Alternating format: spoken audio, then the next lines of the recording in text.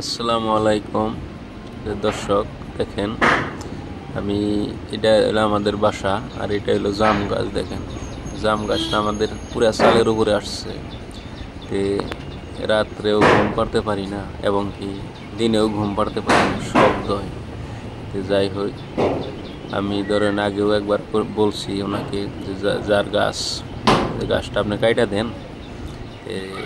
Tin নষ্ট হওয়ার কথাটা ভাবি নাই, কিন্তু যে ঘরে যে রাত্রে ঘুম পাড়ানো যায় না, এটাই হলো বড় একটা সমস্যা।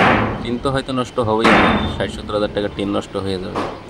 তো মানবতা আজকালে মানুষের জ্ঞানটা খুব কমই। দেখেন এই যে আমাদের সীমা ঘেইসা জাম গাছ, কিন্তু জাম গাছটা একদম বিলকুল আমাদের বাসার উপরে একদম ঘরের উপরে কি তালে জাম পড়তাছে, আর যেটা অত্যাচার দেখেন। আমি তো কি বলবো, আর আপনারাই কমেন্ট করে কিছু বলেন আমাকে।